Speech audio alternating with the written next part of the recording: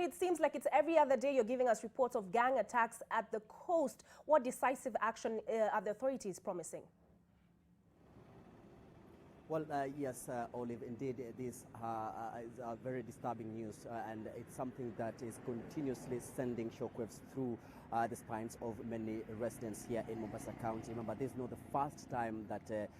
residents here have been witnessing such kind of attacks. We've even seen top government officials in the entire security structure led by Fred Matiang'i, that is the Cabinet Secretary in the Ministry of Interior, who've toured the areas of Kisauni, Nyali and even Likoni, and assured residents that the fight against criminal elements in those areas will be ruthless, and they leave no stone unturned until all the criminal elements are eliminated. But this is still something that we've really not seen bear fruits, because efforts have been there. They've come here, they've even sent leaders to talk to the residents there, but still we are still continuously seeing the reemergence of this gang, or rather these criminal gangs that are continuing to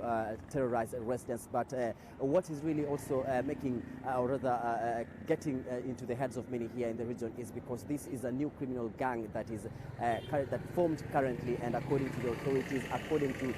the preliminary investigations and the information that they've gathered so far, is that the gang has been identified as 86 Battalion. This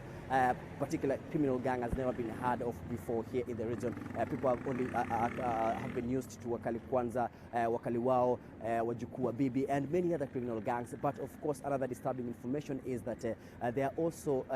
coordinating with the older criminal gangs in order to expand their territory. But indeed, as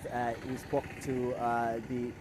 police officers, especially I spoke this morning to Simon Tirikwa, who is the OCPD in Nyali police station, and told me that 9 people have been arrested so far in connection to yesterday's attack, and they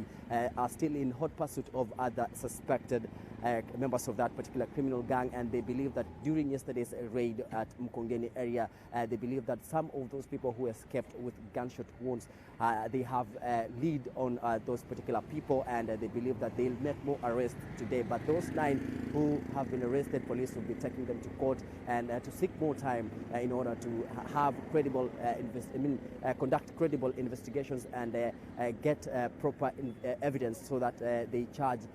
the suspects before the court of law. But of course, again, as I said, during the raid, police managed to recover crucial documents, including identification cards, NHIF cards, and they believe that this particular information will be used to track down those people involved, believed to have been involved in that particular incident that occurred yesterday in the areas of Kisauni and Nyali. But of course, Olive, another information that is really disturbing again is that this morning we received reports of some people claiming to have seen some members, like 10 people believed to be members of a criminal gang, and they claimed that they were seen carrying pangas and slashers. So that is also something that we're keenly following up with the authorities, because we've not heard of any attacks since yesterday. But indeed, we are following up on that matter. But it's of course something that is of great concern, and I'm sure that security officials are looking up into that matter as well. And of course, also, as I said earlier, there's been a security shake-up in this region. We've seen different, or rather, security bosses, new police bosses brought in and replacing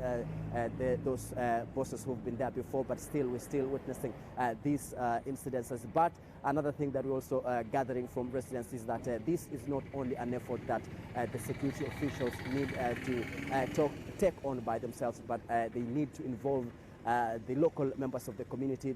policing members. And of course, another thing that we also got yesterday is that in areas of Mkongeni and Khadija, that is in Kisauni and Nyali, some of those community policing officials say that they feel that they've been neglected by the government, because they do not feel appreciated. They're not even being paid for any effort that they're doing, because they share a lot of information, and most of them end up giving up, because they feel like they're doing work that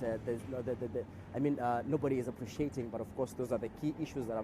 I'm sure that the leaders and the security officials in the region are also following up on. And remember, this is something that we are currently following on deeply, and together with the senior cameraman Karim Rujan will be traversing the entire region and to get more updates. Remember that even the residents are calling in and giving us information, and the same information is what we are relaying or rather disseminating to the security operators in the region, and to ensure that the security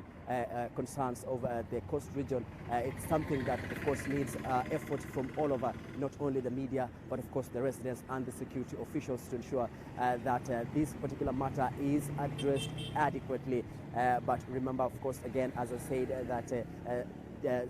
detectives from different security agencies have been dispatched across those affected areas where they are normally hit by these ruthless gang attacks here in Mombasa. And as I said again, this is a matter that is of top